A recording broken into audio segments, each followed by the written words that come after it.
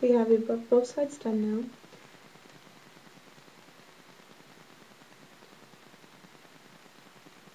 So now I've got both sides done. So you can see this one is the one I just did. Or was it this one? There's this one.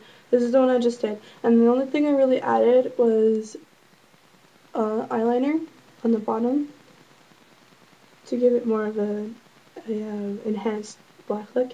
Okay, so now we go for the best part, the blood. Okay, so with a zombie, it depends really on what kind of zombie you're going for. I'm going for Left 4 Dead, so I would mostly focus on putting blood around the mouth. However, some zombies do bleed tears, so really it's up to you. You can get very creative at this point. You don't need my help. So I'm just going to open this. We're doing splatter anyway.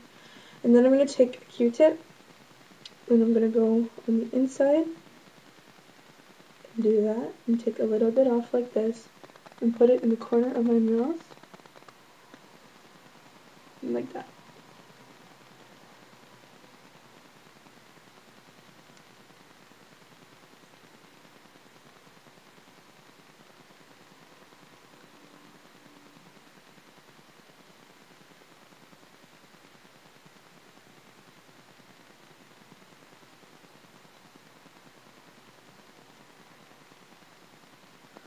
Another thing,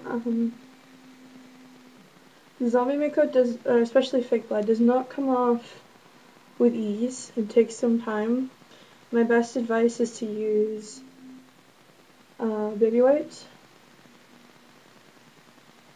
They usually get makeup off pretty quickly. But I find that blood is one of the hardest to get things to get off your face.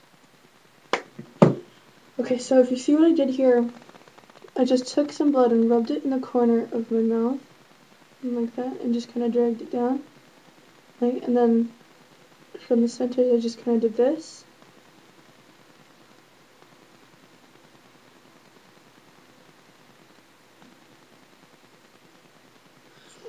Okay, now, I suppose some of you would want there to be blood near the eye. I'm not going to do that. I might. But, okay, so then they of course have blood dripping down, so you're going to want some blood drops on the chest. Like that. This is if you're wearing if you're bare-chested or if you're wearing a tank top. If you're not, completely ignore this part. However, if you are wearing a shirt with blood on it, you can still do this. So it looks like you've been dripping blood now. Okay, so you're gonna want some, almost out, you're gonna want some dripping down like this on your cheek.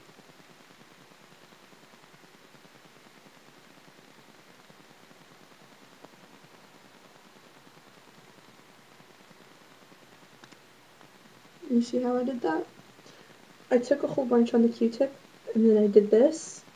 I sweeped it like this, and then I just smacked it against my cheek, pulled it off, pulled up, and that gives sort of a drop effect, kind of like a teardrop. Okay, so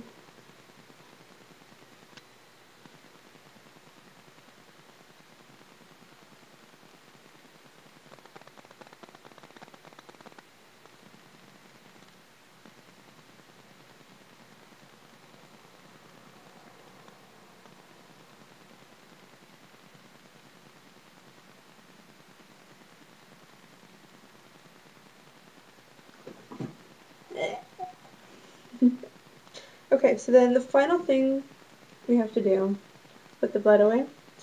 The final thing, well actually there's more you can do with the blood. Another interesting thing you can do for the blood is put some on your hands and rub it like this so you have bloody hands, or go like this and grab your arm and so you have bloody handprints on your necks and neck or whatever, right? Another thing that I used to do all the time was make a bite mark, which is right here. But it's kind of hard to do that when you don't have anybody to stencil for you. I'm by myself. So what I would suggest you do is that if you're going to make a bite mark without a stencil, it's to basically just take some black and just do this. Basically, and then just rub purple around it. Or underneath, rub purple, and then do it with black and then blend it in. That's just a really quick way to do it. Okay, so the final thing I'm going to do is the hair. So, which is why our comb comes necessary. So, with the comb, you're going to want to back comb your hair. And what the back combing does is it makes your hair insanely messy.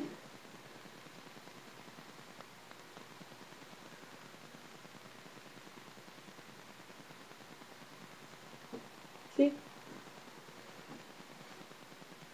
Now, if you're like me and you have an emo-over, which is what I would call it, or a mullet or whatever, this is very easy because you've probably dyed your hair about 1 billion times. However, if you have not dyed your hair approximately 10 billion times, what I would suggest you do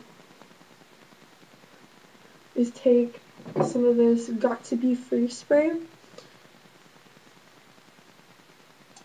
and that will basically, you just spray that over your hair and then you scrunch it up, and that will give the appearance of very, very messy hair.